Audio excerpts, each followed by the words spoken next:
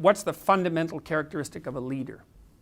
Well, here's one. A leader is someone who knows where he or she is going. Well, that'd be the first thing, is like, how are you going to lead unless you have a destination? Okay, well, a destination implies an ethic. And then you need to be able to communicate that. And you communicate your destination with a story.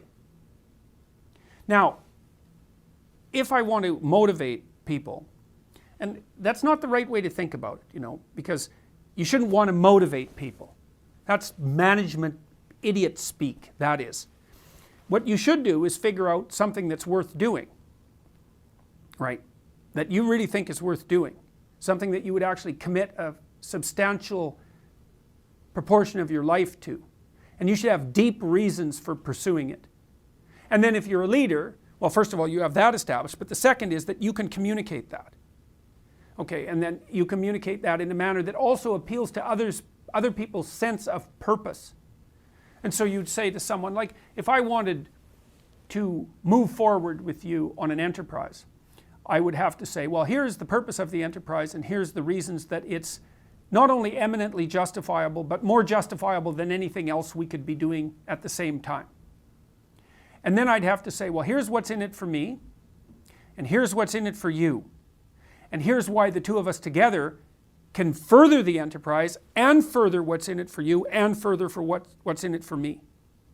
And then you have a situation there that Jean Piaget, the developmental psychologist, called an equilibrated state.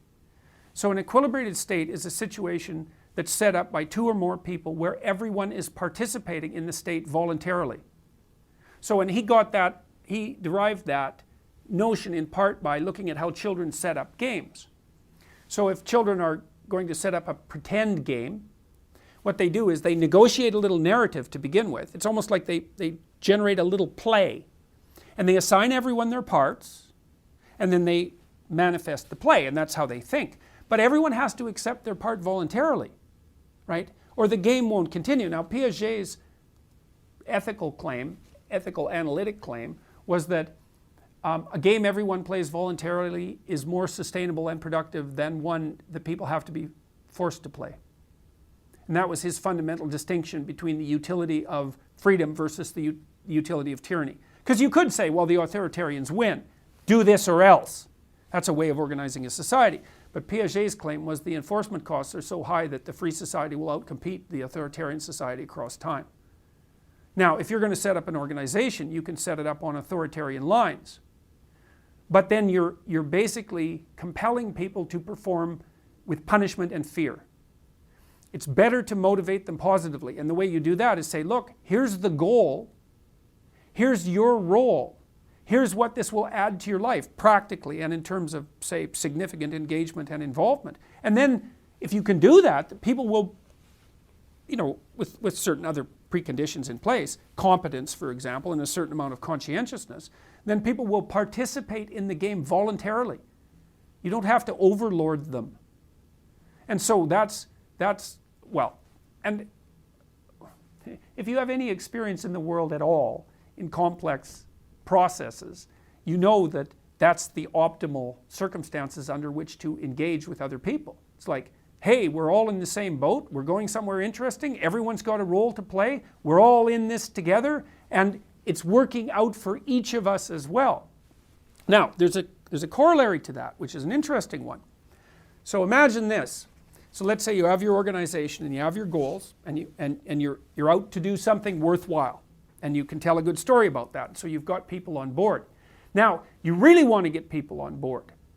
And so now you've got two choices. You could tell people, go home and spend 4 or 5 hours and formulate a career plan about how you're going to contribute to this organization.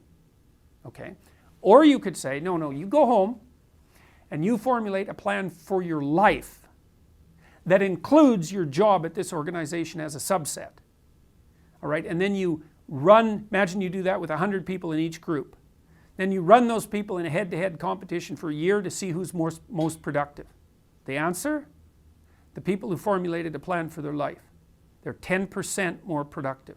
So you can gain a 10% increment in corporate level productivity by having your people write out a plan for their life. So, and that's part of the narrative issue. It's like what you want from your employees is, well, you want them to be doing something useful with their life that they're engaged in, because like if they can't do that for their life, what the hell makes you think they're going to do that for your organization? And then you want them to see how working for you serves their higher order purpose.